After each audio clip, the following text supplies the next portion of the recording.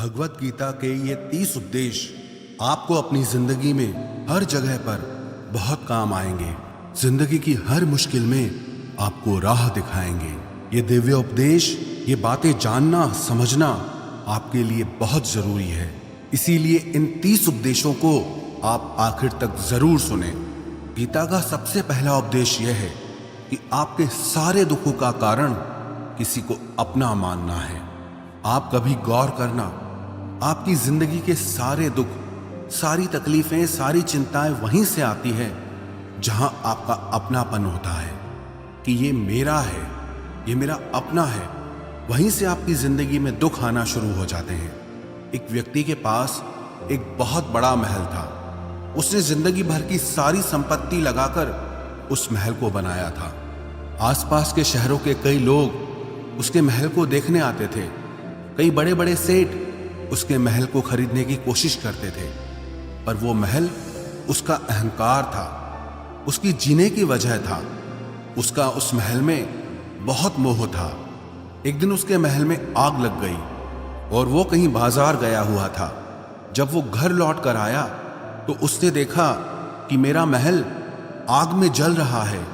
अपने घर को आग में जलता हुआ देखकर उसे इतना दुख हुआ। उसने कहा, अगर ये महल नहीं रहेगा तो मैं भी जिंदा नहीं रहूंगा। अगर मेरा महल ही जल रहा है तो मैं जी के क्या करूंगा। वो भी उसी आग में छलांग लगाने की कोशिश करने लगा। तो किसी ने उसे रोक लिया कि भाई, ये जो तुम्हारा महल है, इस महल का सौदा कल तुम्हारे बेटे ने किसी के साथ कर लिया है। जब उसे पता चला कि ये महल अब मेरा नहीं रहा, किसी और का हो चुका है, तो उसकी सारी चिंता खत्म हो गई।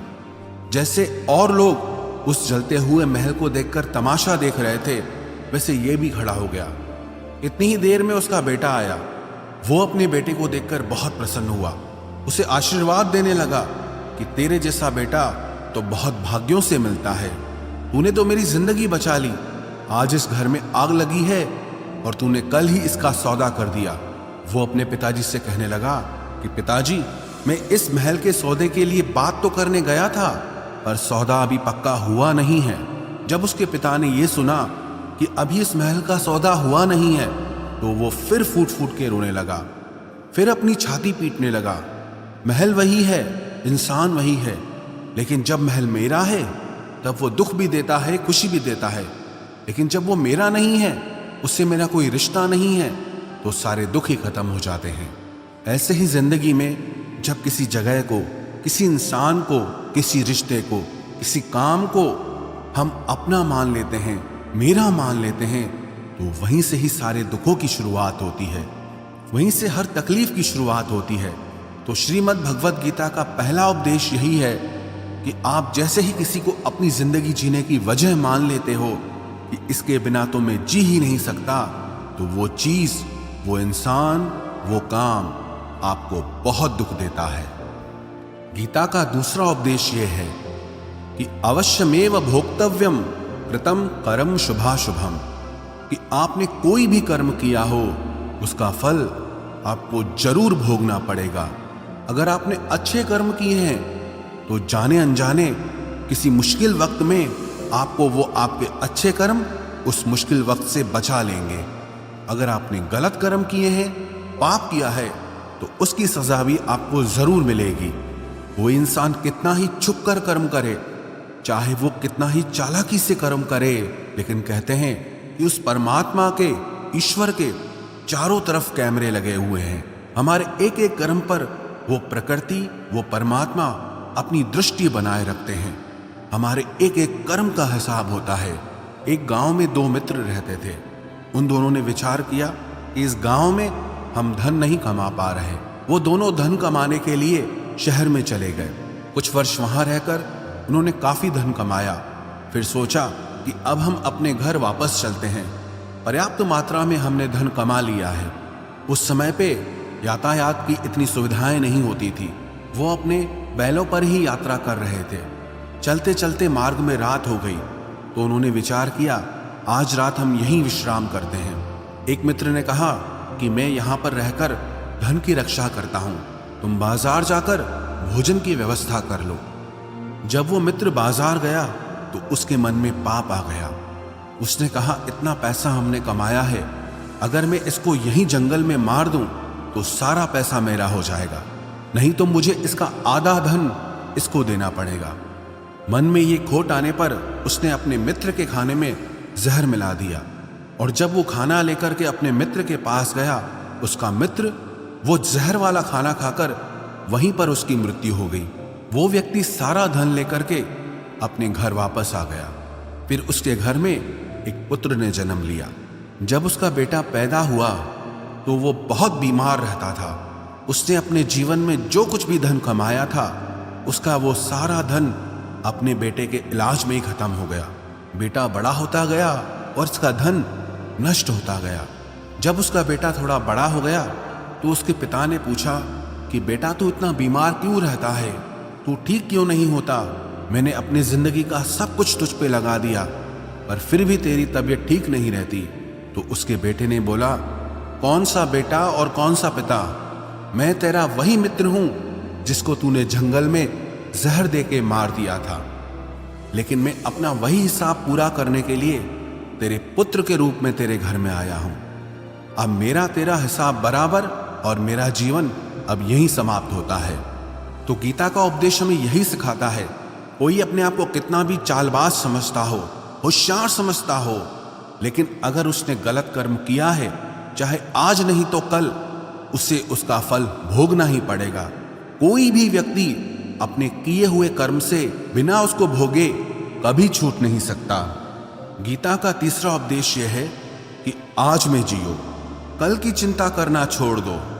जो भी व्यक्ति अपने बीते हुए कल या अपने आने वाले कल में खोया रहता है, वो जिंदगी में कभी खुश नहीं रह सकता। आपको जिंदगी में खुशी सिर्फ और सिर्फ तब मिल सकती है जब आप वर्तमान में जी सके, आज के आनंद को जी सके।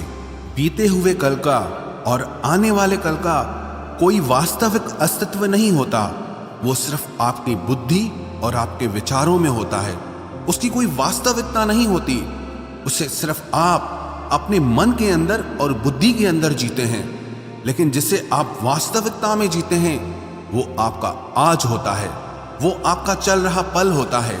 अगर आप अपने मन और बुद्धि को अपने कल में अटका के रखेंगे, अपने भूतकाल और भविष्यकाल में अटका के रखेंगे, तो याद रखना आप कभी खुश नहीं रह पाएंगे।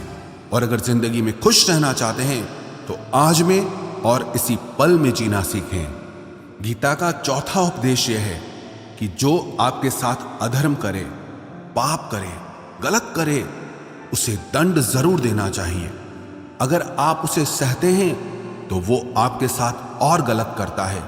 अगर आप उसे सहते हैं तो उसके पाप में आप भी भागीदार हो जाएंगे।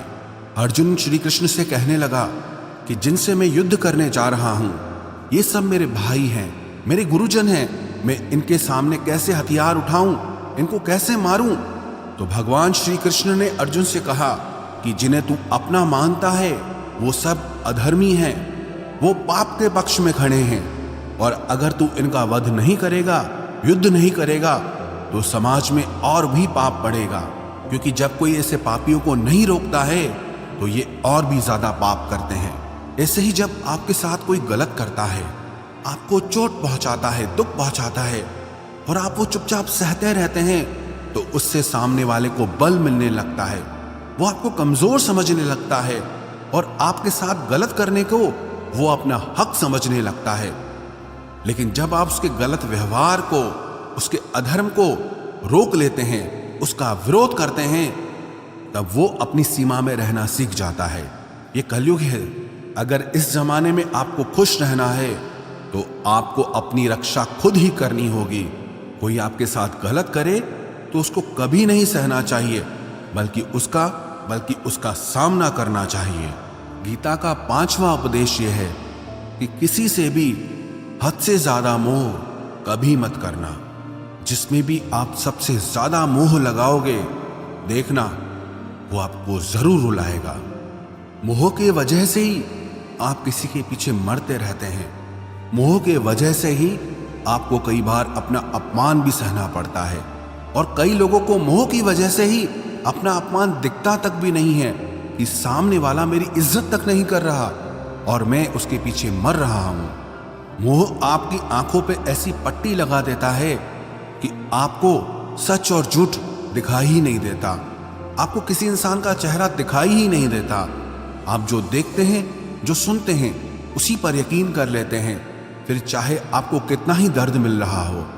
अगर आप किसी इंसान को ठीक से समझना चाहते हैं, किसी की सच्चाई जानना चाहते हैं, तो उसके लिए ये बहुत जरूरी है कि आप उसके मोह से जल्दी बाहर आ जाएं। वास्तविकता में रिश्ते दुख नहीं देते, आपका मोह आपको दुख देता है। जिस दिन मोह खत्म, उस दिन आपको किसी भी रिश्ते से कोई दुख नहीं मिल सकता, क्योंकि आपको फिर कोई फर्क ही नहीं पड़ेगा। गीता का छठा उपदेश यह है कि आप वो मत करो जो सब करते हैं, बल्कि वो करो जो आपके लिए सही है। स्वधर्मम निधनम श्रेय परधर्मो भयावह। श्री कृष्ण ने अर्जुन से कहा कि जो तेरा कर्तव्य है, जो तेरे लिए सही है, जो तुझे करना चाहिए, तू वो कर। तू कभी भी वो काम मत कर जो दुनिया कर रही है, क्योंकि अर्जुन श्री कृष्ण से कहने लगा कि ऐसे भयंकर युद्ध में पड़ने से अच्छा है कि मैं सन्यासी बन जाऊं। तो श्री कृष्ण ने अर्जुन से कहा कि सन्यासी बनना तेरा कर्म नहीं है, तेरा धर्म नहीं है, तू क्षत्रिय है। तेरा कर्म और तेरा धर्म यही है कि तू अधर्म का नाश करे, धर्म की रक्षा करे। ऐसे ही हर इंसान का एक अलग कर्तव्य होता है, एक अलग ही मार्ग होता है। तो कभी भी उस मार्ग पे मत जाना जहां सारी भीड़ जा रही हो। कभी भी वो काम मत करो जो दुनिया करती है कि आजकल ये ट्रेंड हो गया है, ये फैशन हो गया है, सब करते हैं इसलिए हम भी कर रहे हैं। सारी भीड़ यही काम कर रही है इसलिए हम भी यही कर रहे हैं। अगर आप वो करोगे जो भीड़ कर रही है तो आप भी उसी भीड़ में कहीं खो जाओगे। लेकिन अगर आप वो करोगे जो आपके लिए सही है, जो आपकी प्रतिभा है, तो दुनिया की सारी भीड़ में भी आप सबसे अलग नजर आओगे। गीता का 7वां उपदेश यह है कि जिंदगी में धोखा अपने ही देते हैं, क्योंकि उनको आपकी कमजोरियों का पता होता है। बाहर वाला आपको धोखा नहीं दे सकता, क्योंकि उसको आपके बारे में पता ही नहीं है कि आपको चोट कहां पहुंचती है। लेकिन जो आपका अपना है, आपका खास है, उससे बहुत गहराई से पता होता है कि इसकी कमजोरी क्या है, क्या ऐसा करें जिससे इसको दर्द पहुंच सकता है, जिससे इसको हम नीचा दिखा सकते हैं, इसको चोट पहुंचा सकते हैं। ये कलयुग है, इसमें बाहर वालों से नहीं, जो हमारे अपने हैं उनसे ही सावधान रहना होता है। महाभारत का युद्ध दो अलग राजाओं में नहीं हुआ, बल्कि एक ही परिवार के भाइयों में हुआ था। सब आपस में एक ही वंश के लोग थे। कितनी बार दुर्योधन ने जहर देकर के भीम को मारना चाहा, न जाने कितनी बार दुर्योधन ने पांडवों को जान से मारने की कोशिश की। वो उसका पराया नहीं था, उसका भाई था। सारी लड़ाइयां घर के अंदर ही होती है, बाहर कौन लड़ेगा हमसे? घर में ही सारे झगड़े होते हैं। तो आपको चोट सिर्फ वही लोग पहुंचा सकते हैं जो आपके अपने हैं। आपको धोखा सिर्फ वही लोग दे सकते हैं जो आपके अपने हैं। गीता का 8वां उपदेश यह है, जो इंसान अपनी रक्षा खुद नहीं कर सकता, उसकी रक्षा भगवान भी नहीं कर सकते। श्री कृष्ण ने अर्जुन से कहा, तस्मात् सर्वेषु कालेषु माम अनुस्मर युध्य च, कि हे अर्जुन, तू हर काल में मेरा स्मरण करते रहना और युद्ध भी करते रहना। अर्जुन ने श्री कृष्ण से पूछा कि ये युद्ध तो कुछ दिनों में समाप्त हो जाएगा, लेकिन आप कह रहे हैं कि तू हमेशा मेरा स्मरण करता रहे और युद्ध करते रहना। हमेशा युद्ध करने का क्या मतलब है? तो श्री कृष्ण ने अर्जुन से कहा कि ये जिंदगी ही रणभूमि है। इस जीवन में सुख दुख आते रहेंगे और तुझे उनका डट के मुकाबला करना है। श्री कृष्ण ने ये नहीं कहा कि तू चुप करके बैठ जाना और मैं लड़ाई करूंगा। बहुत गहराई है गीता के ज्ञान में। हमारे जीवन की डोर भी संभाल के ईश्वर बैठे हैं, लेकिन युद्ध हमें ही करना है। ईश्वर को याद करना है कि हे ईश्वर, मुझे शक्ति देना, मुझे समझ देना, मुझे बुद्धि देना, ताकि मैं अपनी जिंदगी की सारी लड़ाइयां जीत सकूं, मैं जिंदगी में सही मार्ग पे चल सकूं। लेकिन आपको अपनी लड़ाई भी खुद लड़नी पड़ती है। जो लोग ये कहते हैं कि हम कुछ नहीं करेंगे, सब वो ईश्वर करेगा, तो कहते हैं कि आलसी इंसान को देखकर तो भगवान भी घबरा जाता है। कि ये कुछ नहीं करेगा। भगवान ने बुद्धि दी है, समझ दी है। ईश्वर आपको प्रेरणा देते हैं, शक्ति देते हैं, लेकिन आपको अपनी रक्षा स्वयं ही करनी होगी। गीता का नवा उपदेश यह है कि कोई भी ऐसी गंदी आदत खुद को मत लगने देना जो आपकी जिंदगी बर्बाद कर दे। कहीं ना कहीं महाभारत का ये युद्ध एक जुआ की आदत की वजह से ही शुरू हुआ था। सारा खेल वहीं से शुरू हुआ था। एक ऐसी जुआ की लत जहां युधिष्ठिर ने अपने भाइयों को दांव पर लगा दिया, अपनी पत्नी को दांव पर लगा दिया। ऐसा जीतने का नशा कि अपना सब कुछ गंवा दिया। ऐसे ही हम भी अपनी जिंदगी में जब कोई ऐसी गंदी आदत लगा देते हैं, चाहे वो कोई भी हो, चाहे वो नशे की हो, मोबाइल की हो, किसी इंसान की हो, कोई गलत काम करने की हो, कोई भी गलत आदत जो आपको बर्बाद कर सकती है, अगर आप उसको नहीं छोड़ोगे तो आपका सब कुछ खत्म हो जाएगा। इससे पहले कि आपकी आदत आपको खत्म करे, आप अपनी गलत आदतों को खत्म कर दीजिए। गीता का 10वां उपदेश यह है कि आलसी इंसान कभी कुछ हासिल नहीं कर सकता। अधिकतर लोग सिर्फ योजनाएं बनाते रहते हैं कि मुझे बड़ा घर चाहिए, मुझे बड़ी गाड़ी चाहिए, मैं दुनिया घूमना चाहता हूँ, क्या क्या चाहिए ये हर कोई सोच लेता है, लेकिन उस पर मेहनत करना वो बहुत कम लोग करते हैं। क्योंकि चाहना बहुत आसान है, लेकिन उसके लिए कर्म करना वो बहुत मुश्किल है। एक अच्छा फिट शरीर हर कोई चाहता है, लेकिन उसके लिए व्यायाम करना, एक्सरसाइज करना वो आपको ही करना होगा। जो इंसान आलसी बन के बैठ जाता है, ना उसे अच्छा शरीर मिलता है और ना ही अच्छा जीवन मिलता है। तो जिंदगी में अगर कुछ पाना चाहते हो ना, आलस्य को अपनी जिंदगी से जरूर दूर कर देना। आलस के चलते आपको कुछ मिलने वाला तो नहीं, लेकिन जो आपके पास है आप वो भी गंवा दोगे। गीता का 11वां उपदेश यह है कि जिंदगी में अगर खुशी चाहते हो तो मन की गुलामी का त्याग कर दो। कई लोग कहते हैं कि हम करना तो बहुत कुछ चाहते हैं, लेकिन कुछ कर नहीं पाते। पता भी सब कुछ है कि क्या करने से हमारी जिंदगी बेहतर हो सकती है, क्या चीज है जो हमको नुकसान पहुंचा रही है, लेकिन फिर भी कुछ कर नहीं पाते। समझते सब कुछ है, लेकिन समझ कर भी, चाह कर भी कुछ कर नहीं पाते। वो इसीलिए होता है क्योंकि आप अपने मन के गुलाम बन चुके हो।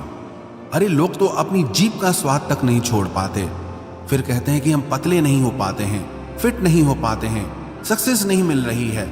क्योंकि जो आपको करना चाहिए आप वो करते नहीं हैं। आपका मन सब कुछ समझ कर भी आपको वो करने नहीं देता। इसलिए जिंदगी में अगर आगे बढ़ना है, मन से चलना छोड़ दो।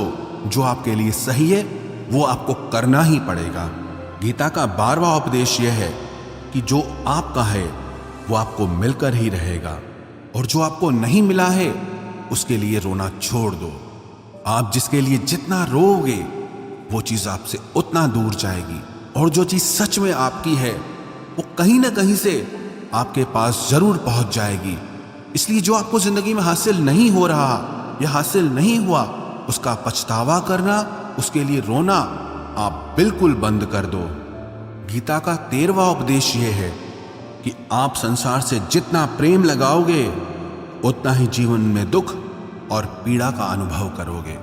गीता का 14वां उपदेश यह है कि जिस इंसान को बात बात पर क्रोध आता है, सुख और शांति उसके जीवन में कभी नहीं आ सकते। क्योंकि जो इंसान बहुत ज्यादा क्रोधी होता है ना, उसके सारे मित्र उसे छोड़कर चले जाते हैं। वो मन में भी कुढ़ता रहता है, वो अपने मन में भी दर्द में ही जीता है, तकलीफ में ही जीता है। ज्यादा गुस्सा करके, ज्यादा क्रोध करके जो भी आपके पास है, देखना आप उसे भी नष्ट कर दोगे। और ऐसे इंसान को शांति तो कभी मिलने वाली नहीं है।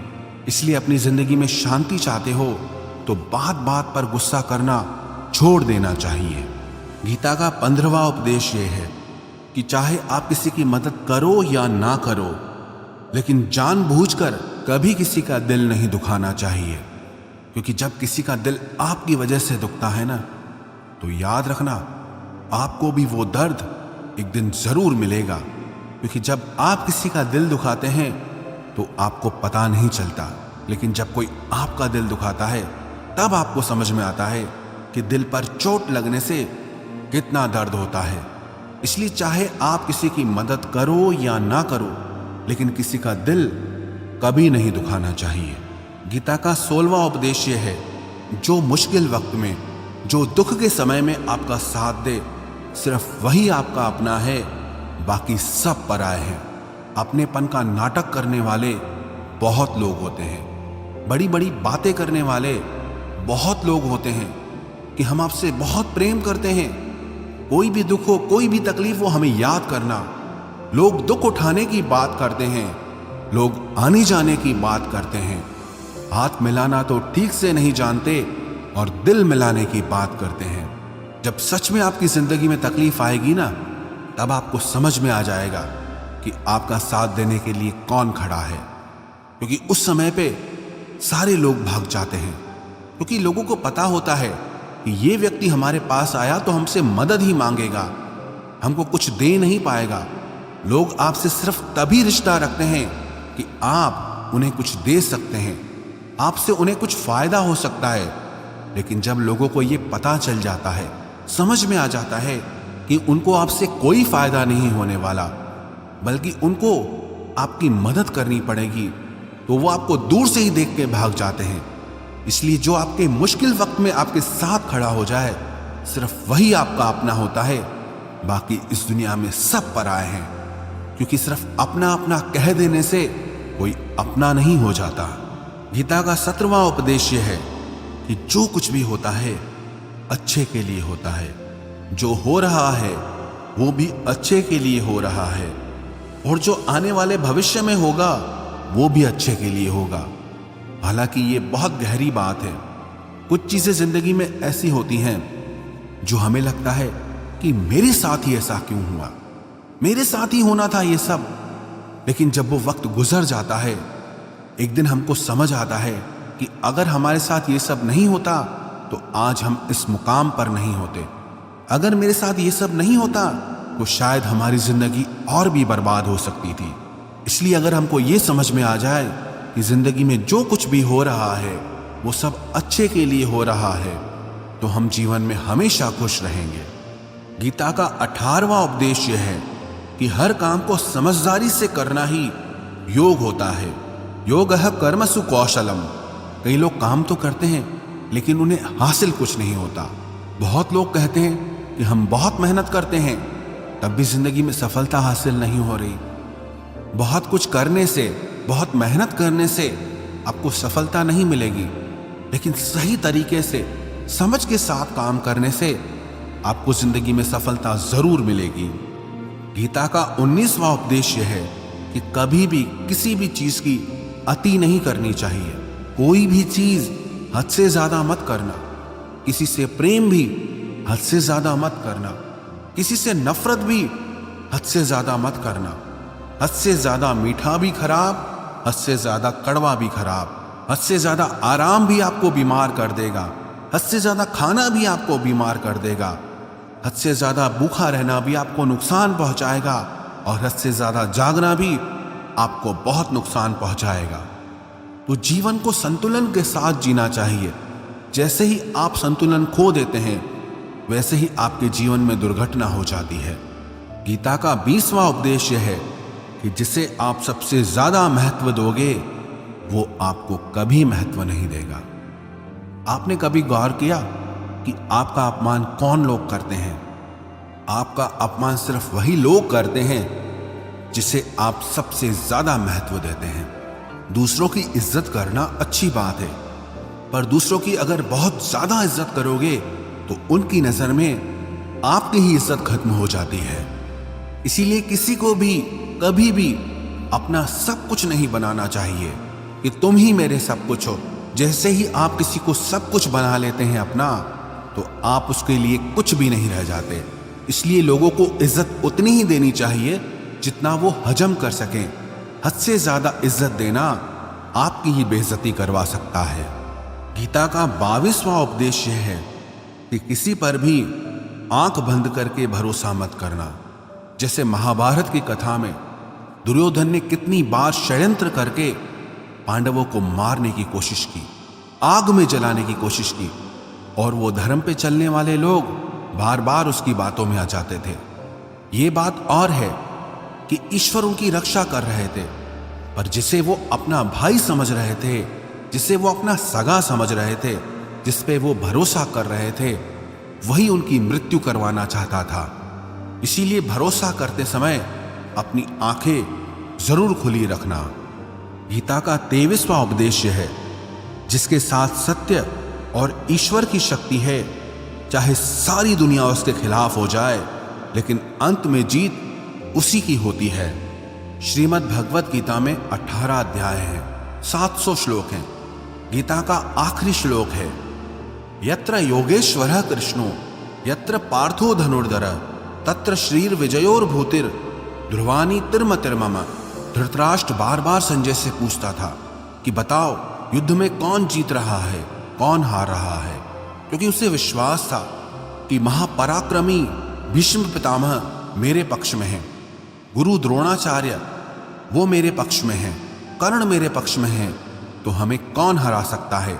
लेकिन संजय ने धृतराष्ट्र से कहा कि जहां पर ईश्वर है, जहां पर सत्य है, हमेशा वही जीतता है। चाहे आपके पास कितनी भी शक्ति क्यों ना हो, लेकिन सत्य और ईश्वर जिसके साथ खड़े हो जाएं, उसे दुनिया में कोई भी नहीं हरा सकता। गीता का 24वां उपदेश है कि जीवन में लड़ाई झगड़े से बचना चाहिए, लेकिन जब बात आपके चरित्र, सम्मान और अधिकार की हो तो लड़ना भी चाहिए।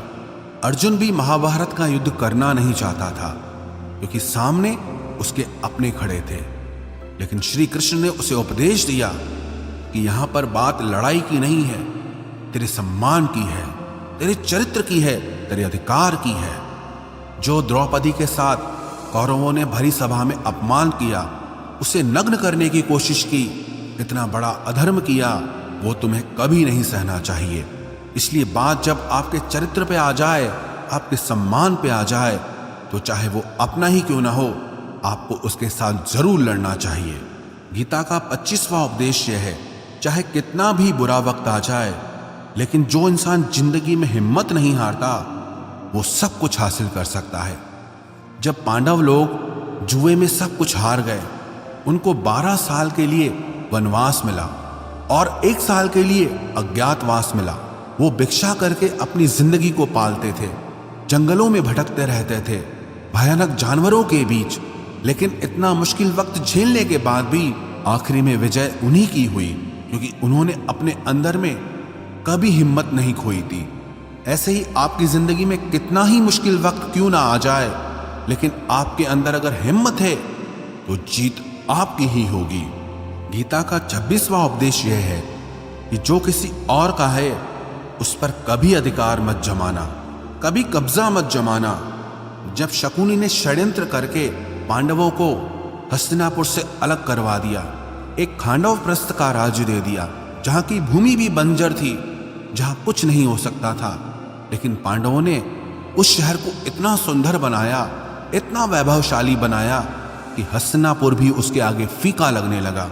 और उनके उस वैभव को देख के, सुख को देख के दुर्योधन अंदर ही अंदर जलता था। उसने कई बेईमानियां करके, षड्यंत्र करके उनका वो खांडवप्रस्थ भी उनसे छीन लिया। जो चीज उसकी नहीं थी उस पर कब्जा किया। तो उसका आखिर में परिणाम यही हुआ कि जो चीज उसके पास थी वो भी उसके पास नहीं रही। इसलिए जो आपका नहीं है कभी उस पर अधिकार नहीं जमाना चाहिए। गीता का 27वां उपदेश यह है कि वही इंसान जिंदगी में सफल माना जाएगा जो अंदर से हमेशा खुश रहता है। बाहर से तो सब खुश दिखाई देते हैं, लेकिन अंदर से इंसान अशांति से भरा रहता है। बहुत पैसा कमा लिया, कामयाबी हासिल कर ली, लेकिन वो कामयाबी असली नहीं है। असली कामयाबी तब मानी जाएगी जब आपका मन खुश रहता हो। गीता का 28वां उपदेश यह है कि आप जैसा अन्न खाओगे वैसा ही आपका मन और आपकी बुद्धि होगी। आप वैसा ही कर्म करोगे, वैसा ही आचरण करोगे।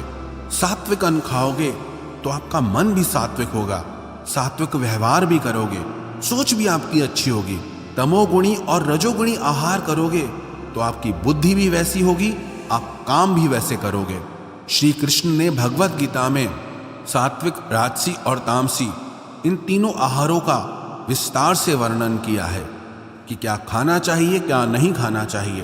पर सार यही है, जो मनुष्य सात्विकता से भोजन करता है, सात्विक भोजन करता है, उसे जीवन में शांति और सुख जरूर मिलते हैं। गीता का 29वां उपदेश है कि बुरा इंसान कभी अपनी बुराई नहीं छोड़ेगा। चाहे आप उसके साथ कितना भी अच्छा चलो, वो आपको तकलीफ देगा ही देगा। इसलिए जो जैसा है आप उसके साथ वैसा ही व्यवहार करो। बुरे इंसान के साथ आप कितना भी अच्छा बन जाओ, वो कभी अच्छा नहीं बनने वाला। दुर्योधन जंगल में पांडवों को मारने के लिए गया था, लेकिन वहां पर भीलों ने दुर्योधन को पकड़ लिया। उसका मित्र कर्ण भी उसे छोड़कर भाग गया। वो भील